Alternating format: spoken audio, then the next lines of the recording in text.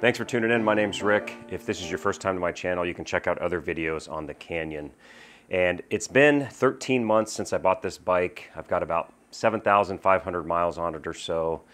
And I can honestly say it's still the best bike I've ever ridden, best bike I've ever owned.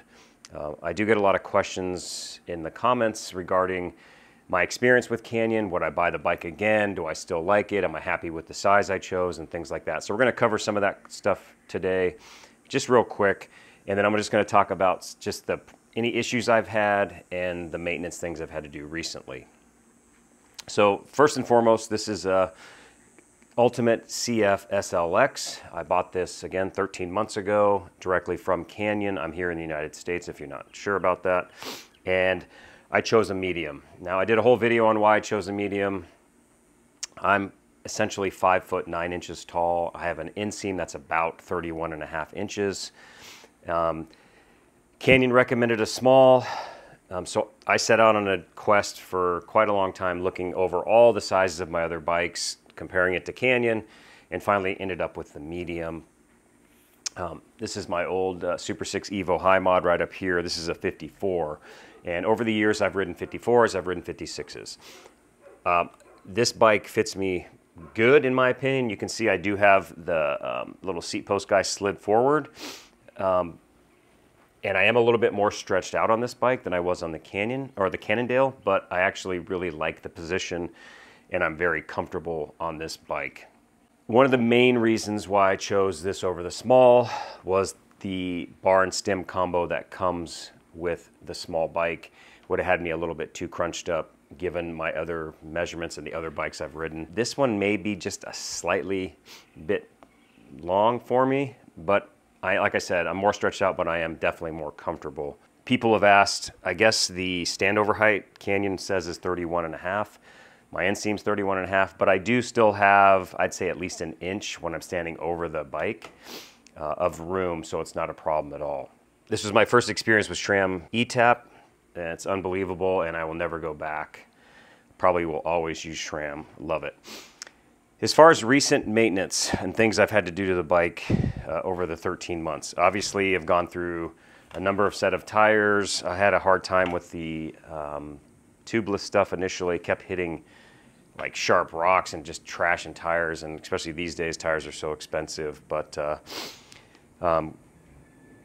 other than that, the wheels have been great, no issues. The tubeless is working great once I got it figured out. The other things that I've done maintenance-wise, clearly a new chain, and I did actually buy a new cassette only because I wanted to have my old cassette on my kicker trainer. I had the cassette that came with it. Obviously wasn't 12-speed, but I wanted to have them the same gearing. So I did buy a new cassette, which I really didn't need. It was fine, but I did do that. Recently, I've actually just changed the bar tape. So it was 13 months old, and it definitely needed it. And I was noticing that pulling on especially on the brake here, that I was not getting much stopping power. So I talked to my buddy Tim, who's also my mechanic. And if you're in Tucson, Cycle Fit Solutions, awesome bike store if you need anything. But he's like, yeah, a lot of times it's not really fluid that's the problem. It's the actual brake pads wear out pretty quickly. And there was not much left, especially in my rear brake. So I had those done. Otherwise, maintenance, that's really pretty much it, just cleaning it.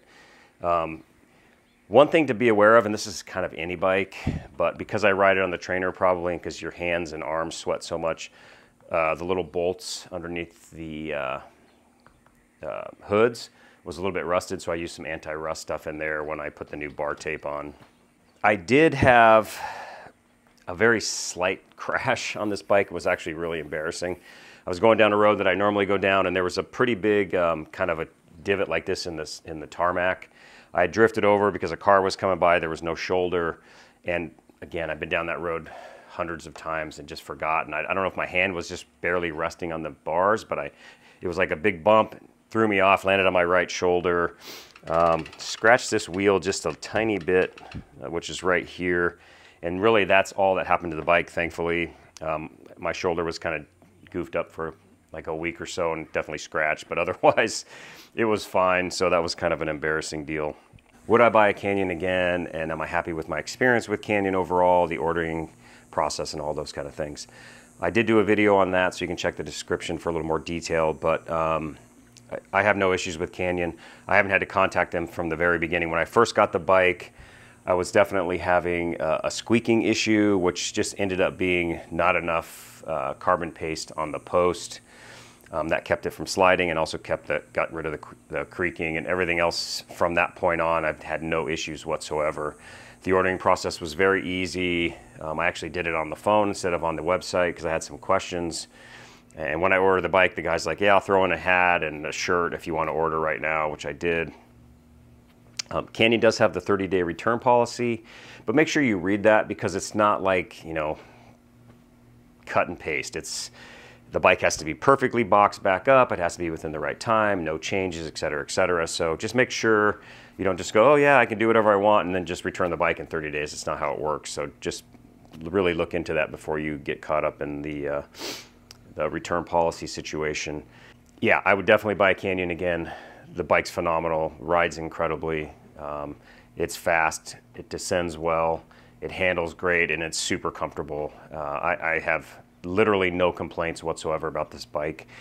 I have considered new wheels just for the heck of it to get something maybe a little lower profile, a little bit lighter, but I'm not a light guy. I'm probably 190 pounds right now, so I don't race, I don't do any of those kind of things. I just like riding a nice bike. And I do still spend 8 to 12 hours on the bike, depending on the time of year and how much I'm traveling. But cannot recommend this bike enough. It's phenomenal. I've not ridden the Air Road or any of the other bikes, but the Ultimate CF SLX is incredible and really an amazing package for the money, given what a Specialized will cost you, or a Pinarello, or, you know, Trek, any of those bikes. And I really feel like this bike is just as good as any of those others. Maybe not as flashy or as nice looking, but or as fancy. Some people have complained that Canyon doesn't have pure internal cable routing. Yeah, which looks nice, but it honestly doesn't bother me. I talked about maintenance earlier. A couple of the other little things I did to the bike. Obviously, I had the stem cut and then had the cable shortened, and just so it would look better and not bulging out all over the place. All right, guys, so I think that pretty much covers everything I wanted to talk about today.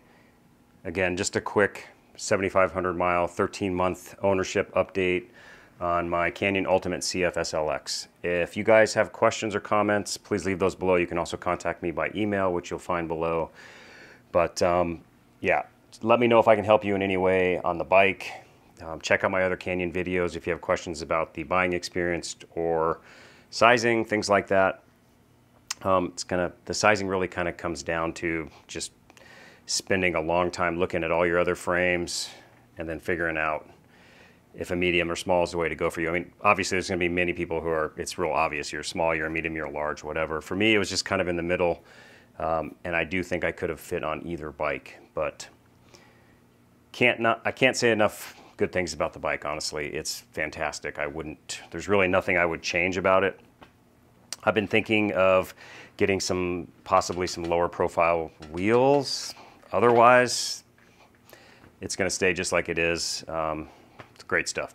I appreciate you watching. We'll see you next time.